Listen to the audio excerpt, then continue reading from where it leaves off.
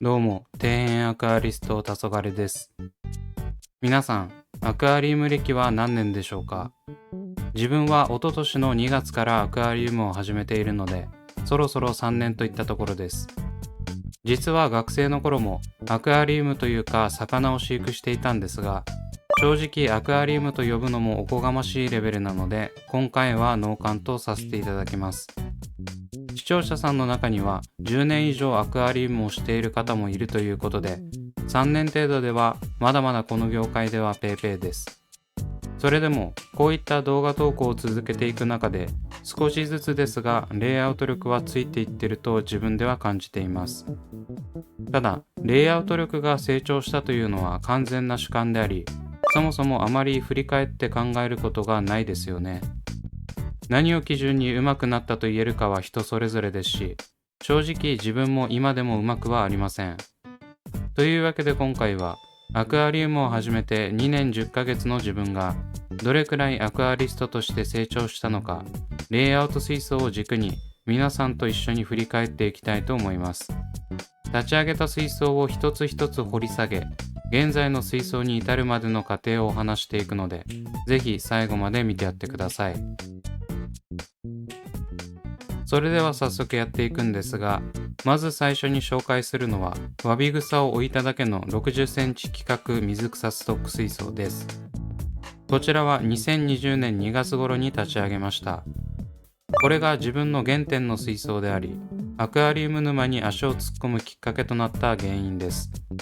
この水槽や動画投稿活動前に立ち上げた未公開水槽の詳しい解説は、以前の動画で紹介しているので、まだ見ていない方はぜひそちらも見てやってください。溶岩砂を敷いた結果、水草がうまく育たず、わび草という置くだけで成長してくれるチート製品を使ってモサモサにした水槽です。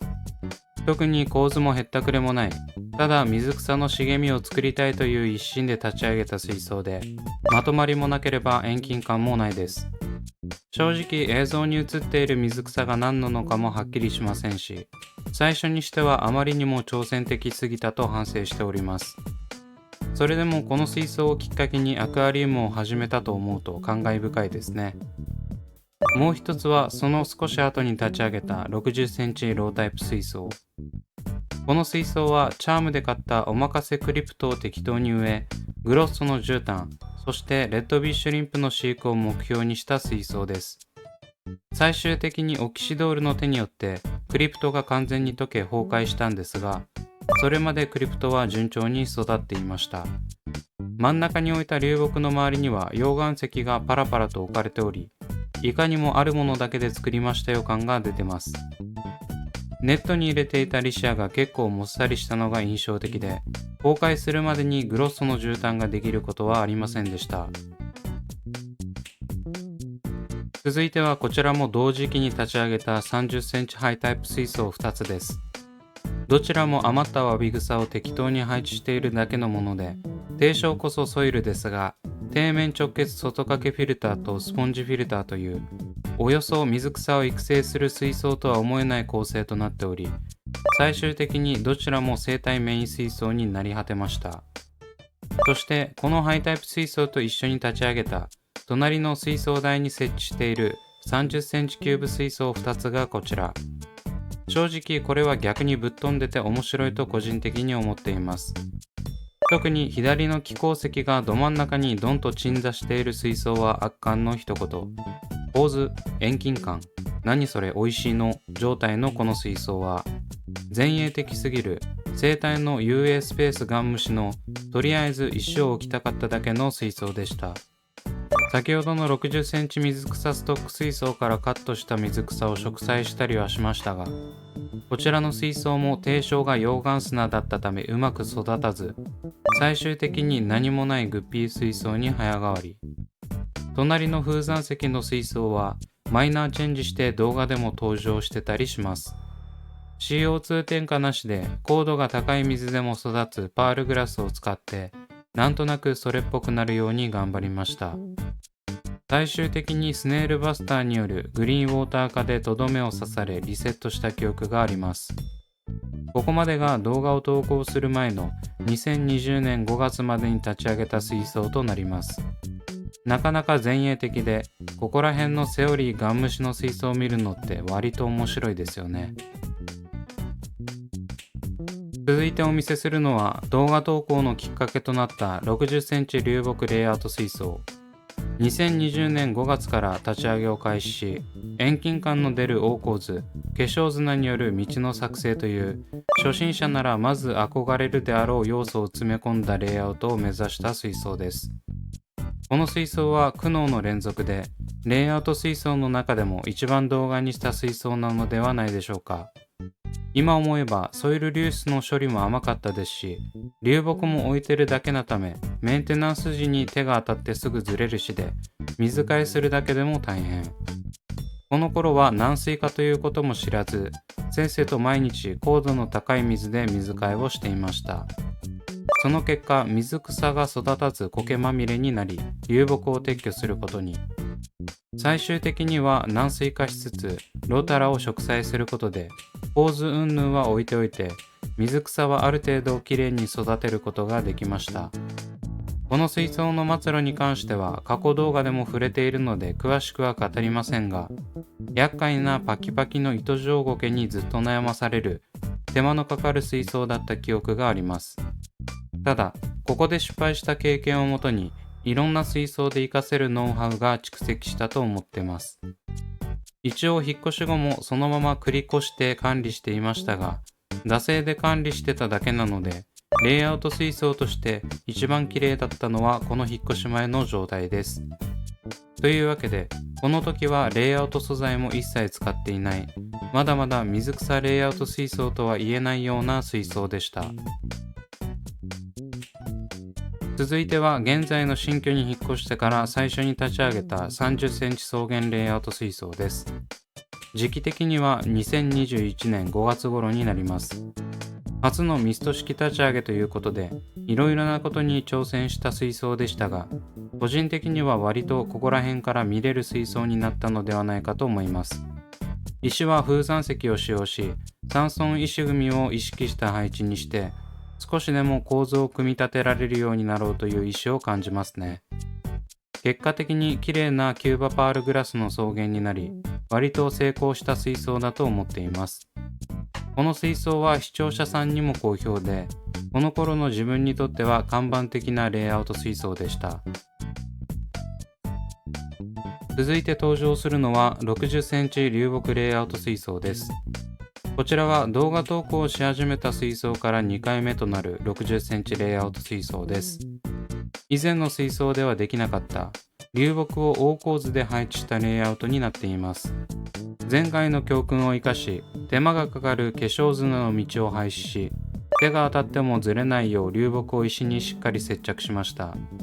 またメンテナンス性も考慮し、前回よりも小さめの流木を配置しています。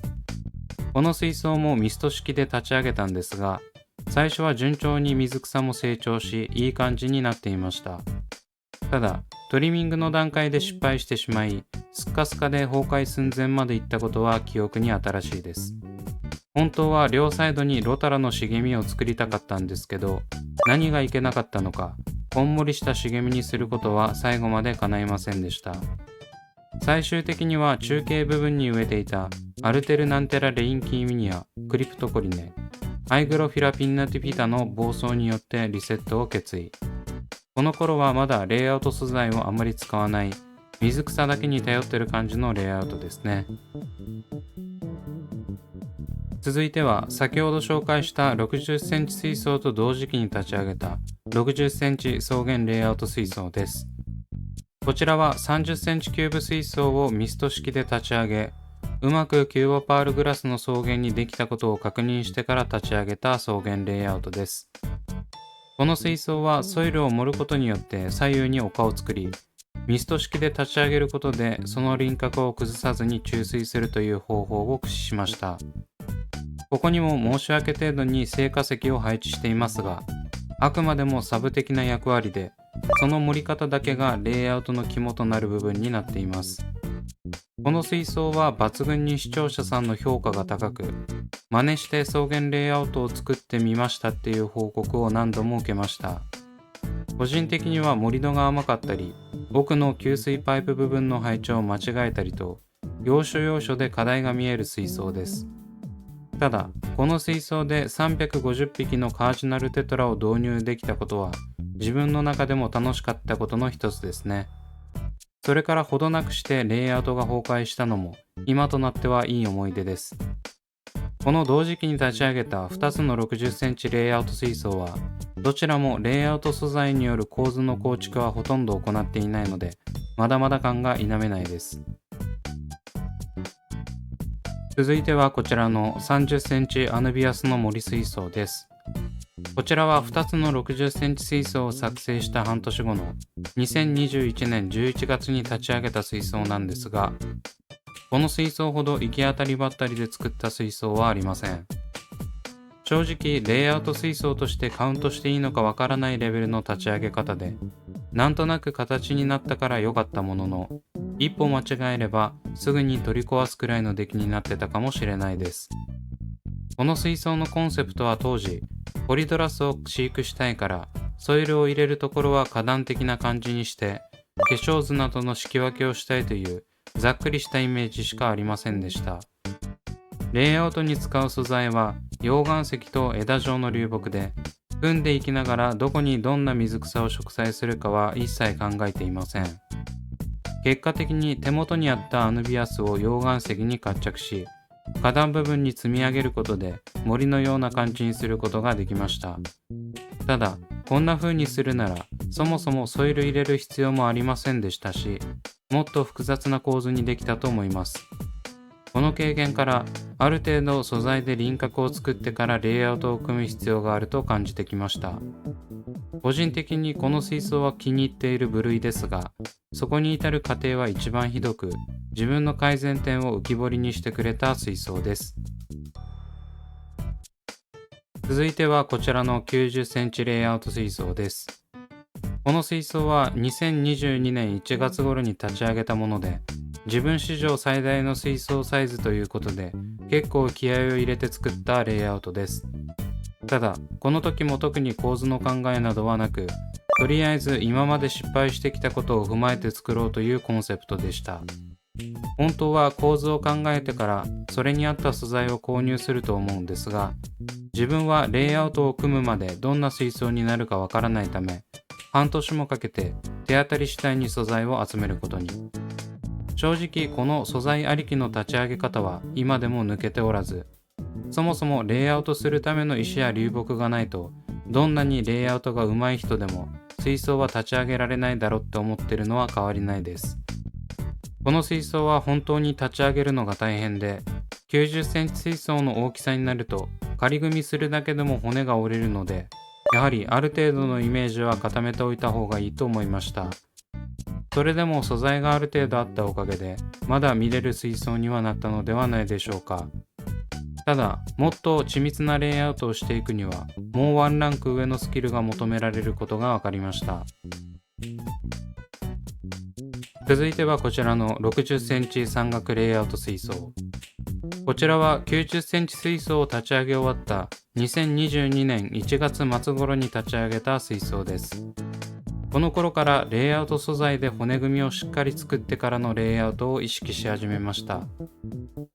そこに至るまでは行き当たりばったりで明確なビジョンはない状態なんですけどね。目標としてはしっかり盛り土をできるよう石を違和感なく組み上げていくことです。今まで遠近感を出すためにできるだけ後ろはソイルを盛るように意識していたんですが、水槽の半分よりも下で毎回とどまっていたので、そこの限界を突破するべく石組みに挑戦した感じです。定価石18キロくらいを使ってできた水形は結構お気に入りで、即興にしてはうまくいったのかなと思います。ただ、維持していくうちにまだ動画にしていない失敗点がどんどんと品質していったため、レイアウト自体は割と満足いく仕上がりになったんですが、課題も残る水槽となりました。続いてはこちらの60センチ気孔石レイアウト水槽。こちらも先ほどの成果石レイアウトと同じ時期に立ち上げた水槽で、コンセプトは変わらず盛り土です。気孔石は石の流れもあまり気にせず組み上げられたので楽しかったです。特に先ほどの成果石と完成するまでのプロセスや思考は変わらず、なんとなく満足のいく仕上がりになったと思ってます。ただ、こちらの場合は植栽する水草は特に考えていなかったので、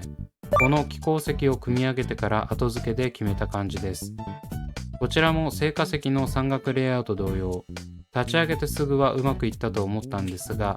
維持していく中で同じような問題が出てきたので、まだまだ課題がありますね。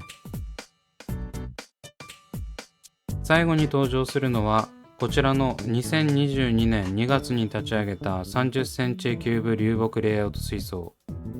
正直これはあり合わせで作った感が否めず、今までのレイアウトの成果は落とし込めませんでした。この水槽を取り上げた動画でも話してますが、流木の存在感がでかすぎて若干邪魔になっていた部分もあり、個人的には水草の成長以外はそこまで納得いく仕上がりではありません。60センチ水槽だと大きさも結構あるのでごまかしながら作れるんですが、こういった小型水槽でもスケール感のあるレイアウトを作っていきたいです。というわけでいかがだったでしょうか。2020年2月に立ち上げたレイアウト水槽から2022年2月までと2年10ヶ月のアクアリウム人生の中の2年くらいの水草水槽レイアウト成長記録でした。個人的には維持できるかどうかを度外視すれば、この60センチ山岳レイアウト水槽がレイアウトとしては割と成功したんじゃないかと思います。初期の気孔石真ん中にドン水槽と比べるとだいぶ成長したのではないでしょうか。ただ今までお話した通り結構行き当たりばったりで、ある素材の中で適当に組み上げていっているのは変わりないので、そこら辺ももう少しレベルアップしていければと思います。この2年間で10個ほどレイアウト水槽を作成しましたが、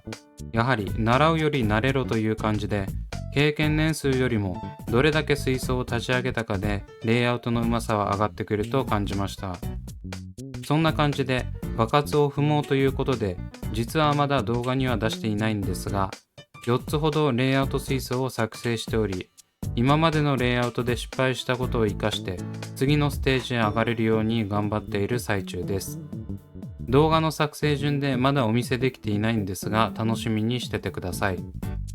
今回の動画のように一度自分のレイアウト歴を見返すことで自分の問題に改めて気づくこともできると思うので、皆さんも最初に立ち上げた水槽と今の水槽を見比べてみて成長を感じてみてはいかがでしょうか。今後のレイアウト水槽がどんな風になるか気になる方はぜひチャンネル登録してお待ちください。というわけで今回はここまで。Twitter と Instagram もやっておりますので、そちらも見ていただけると嬉しいです。それではご視聴ありがとうございました。